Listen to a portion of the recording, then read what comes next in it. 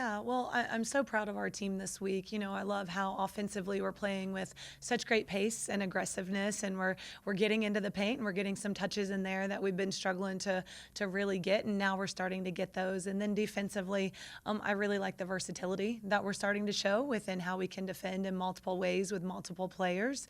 This week we had a big home win, a record-setting home win, and I was really proud of our team. I thought we played with great energy. I felt like we played with great teamwork, and then on the road this weekend, didn't necessarily get the results that we wanted, but I felt like one of the things that just completely shone through was our fight and our grit and our toughness that we had. I really like where our team is and where we're going. I think that if we can get a little bit more consistent within some of these areas that we have and continue to improve taking care of the ball, I really like where we're going. I think our team right now is really excited for where we are. We're starting to have these learning moments and these growing pains that we're going to grow through together, and there's a great amount of belief in our process and where we're going.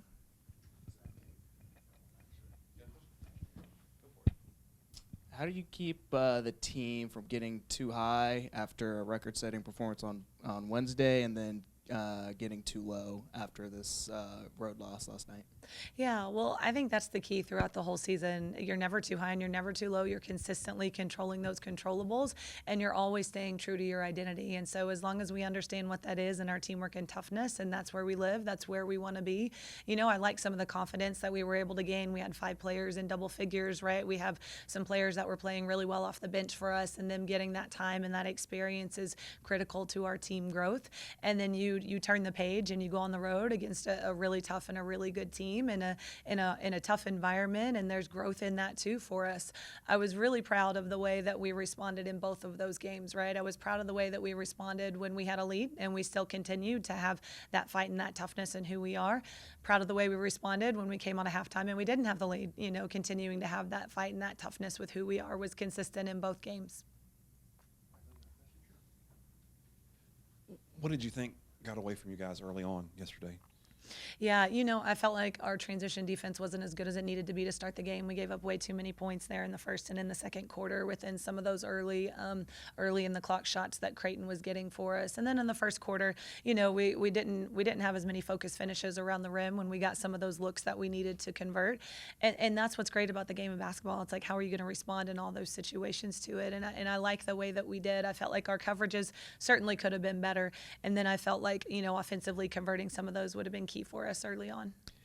You have a week now to kind of go back to it.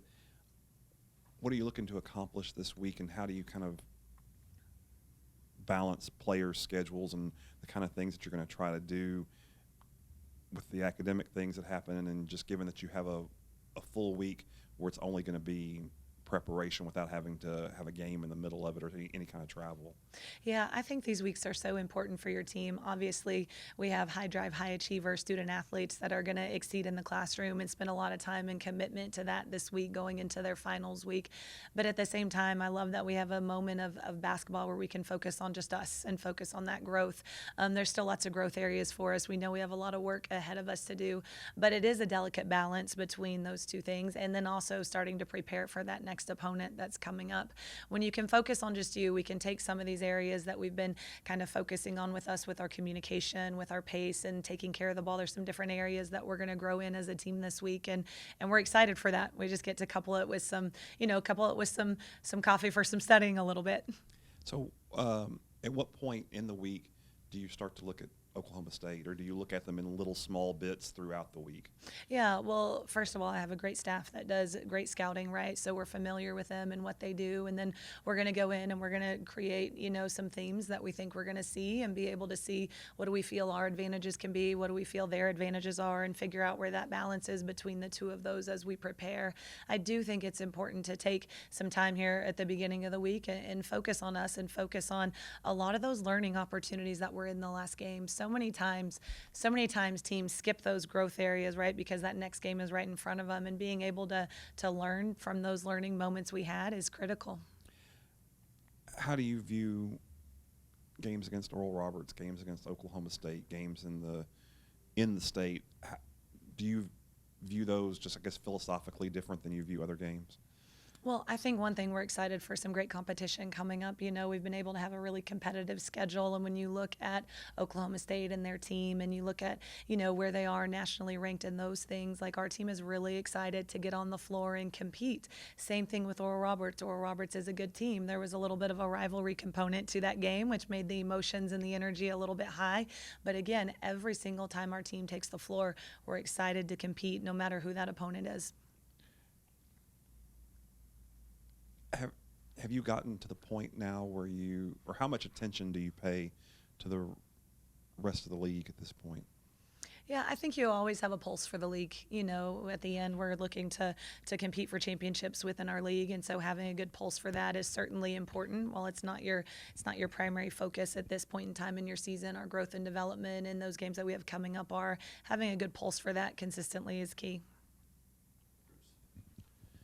Coach, when is your last final? Do you know what day that is? Is that Yeah. Is that this week, or that's another one next Well, the finals start this week, and then they go all the way through the 19th. Okay, Yeah. so when that final occurs, do you become like a WNBA team? Kind of like, is this an area, talking about growth, where you can get better within a 2 or 3 week period before you really get into league play? Yeah, for sure. Our program in general has a big emphasis on player development year round, and then you find these pockets of time that you have throughout the week to be able to focus on some really specific areas. And a couple things that we focus on, during those breaks and during those times is our individual development, our team development, and then our community service, the way we get to have a little bit of extra time to get more connected as a team, but also get more connected with our community. Dora had a chance to have like a triple-double there early in the game. I mean, she was just spectacular. I think she had 3 steals in a row. What was it about her that you saw as you recruited her? Yeah, Dory is such a versatile player, right? She's a big guard. She can be that point forward for us a little bit, and she has such a great feel for the game.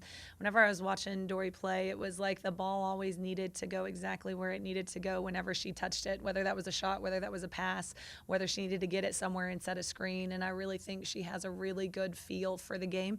You saw that in those anticipations with kind of those multiple steals, 3 or 4 possessions in a row that you're talking about. But one thing that I love about Dory is she is a selfless player.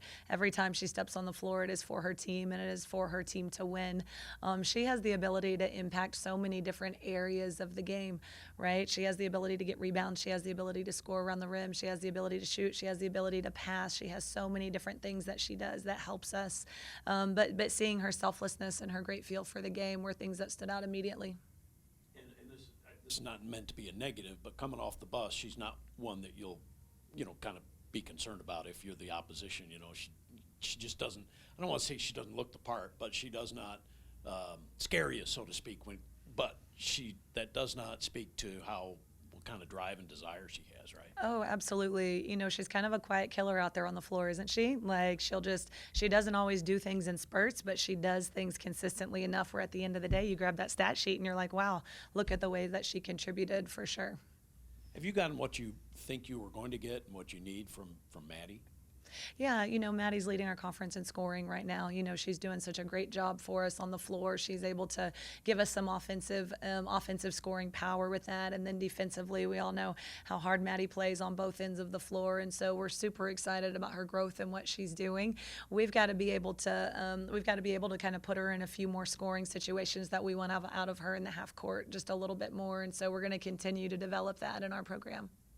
And yet you're not a one-trick pony. I mean, you've got some other people that can score, which I think is a good thing, isn't it? Yeah, for sure. I love the duo right now of Maddie and Hannah Riddick and what they're kind of doing from a combination standpoint with inside-outside threats. And, I feel really confident in Hannah and her ability to defend and her ability to rebound, but also the way that she's being aggressive around the rim within what we're doing has given us kind of some different punches that we're able to throw this year with great spacing with shooters around like Maddie and Dory, who can really shoot it, and then Hannah, who can play really versatile off the dribble and score around the rim for us. And then with all the new players, everybody seems to have new players every year. So are you getting there in terms of the combinations that you want to see out on the court, or is that still a work in progress in terms of who plays well with who and what's this 5 going to do and that 5 and that kind of thing? Yeah, I think we're still evaluating a lot of those lineups and a lot of those different combinations within what we're doing. Sometimes it just takes time to be able to see, okay, what can we correlate to certain lineup changes.